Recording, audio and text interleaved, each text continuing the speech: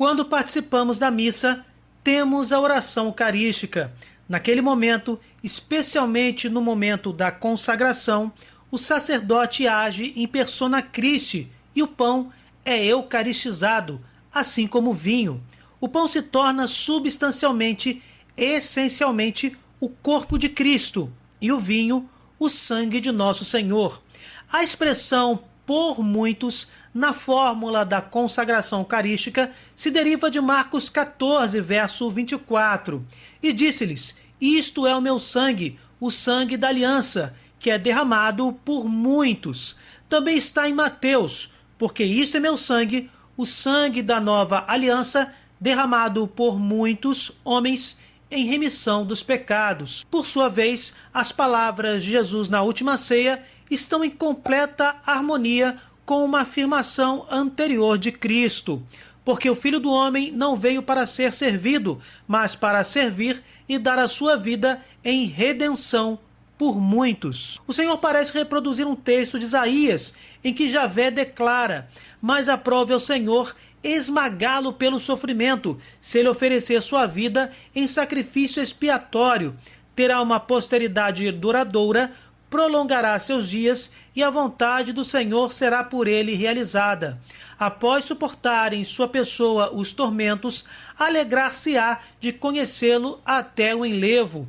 O justo, meu servo, justificará muitos homens e tomará sobre si suas iniquidades. Eis porque lhe farei parte com os grandes, e ele dividirá a presa com os poderosos, porque ele próprio deu sua vida e deixou-se colocar entre os criminosos, tomando sobre si os pecados de muitos homens, intercedendo pelos culpados. A palavra hebraica rabim, ocorrente nesta passagem do Antigo Testamento, indica não simplesmente um grande número de homens, mas a massa, que é também a totalidade dos homens. O profeta e nos evangelhos, também Jesus entendem realçar o contraste entre um que será sacrificado e um grande número, a massa, ou também os outros, que serão resgatados. Por isso, alguns comentadores modernos de Mateus e Marcos traduzem o texto evangélico por derramado em favor dos outros e não derramado em favor de muitos. O que interessa é que um será sacrificado pelo resgate de outros, de muitos ou de uma totalidade. Em Romanos 5, São Paulo diz: por isso, como por um só homem entrou o pecado no mundo, e pelo pecado a morte, assim a morte passou a todo o gênero humano, porque todos pecaram.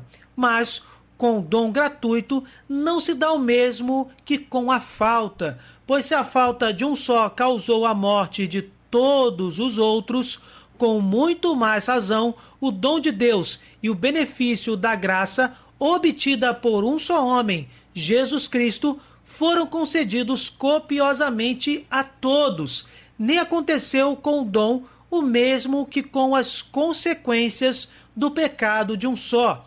A falta de um só teve por consequência um veredito de condenação, ao passo que depois de muitas ofensas, o dom da graça atrai um juízo de justificação. Se pelo pecado de um só homem reinou a morte, por esse único homem, muito mais aqueles que receberam a abundância da graça e o dom da justiça reinarão na vida por um só, que é Jesus Cristo. Portanto, como pelo pecado de um só a condenação se estendeu a todos os homens, assim por um único ato de justiça recebem todos os homens a justificação que dá a vida. Assim como pela desobediência de um só homem foram todos constituídos pecadores, assim pela obediência de um só, todos se tornarão justos. Aqui vemos claramente que Paulo, o apóstolo dos pagãos, se refere ao fato de que por um só homem, Adão, a coletividade do gênero humano foi constituída pecadora e por um só homem, Jesus Cristo, foi justificada. Neste texto específico de Romanos 5, são empregados como termos equivalentes, houpaloi, que significa um grande número, muitos, e pantes, que significa todos. Vejam, o próprio texto sagrado, a própria Bíblia, através desta carta de Paulo, usa tanto muitos como todos. Esse modo de falar tem o objetivo positivo de enfatizar. Quer dizer de uma forma bem simples que a totalidade dos homens não é composta de poucos homens, mas de muitos. De nenhuma forma quer dizer que alguém esteja excluído do número dos remidos, do número dos salvos. Também os manuscritos descobertos no deserto de Judá, em Qumran, auxilia nos estudos dos textos sagrados e confirma esta interpretação. Nestes últimos documentos, a expressão Ha-Rabim significa Assembleia Geral e não um grupo restrito de pessoas remidas. Analisando os textos de Marcos 14, Mateus 26, Isaías 53 e Romanos 5, percebemos que Jesus deu sua vida pelo resgate de todos aqueles que se aproximam do Mestre da vida e dizem um sim convicto e coerente, manifestado em boas obras, em uma busca constante pela santidade e, evidentemente, em uma percepção digna dos sacramentos, no caso dos membros visíveis da Igreja de Cristo.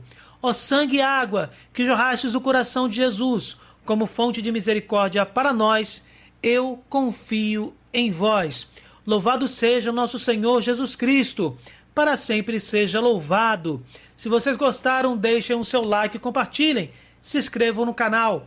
Fiquem com Deus, desculpem qualquer coisa e até o próximo vídeo.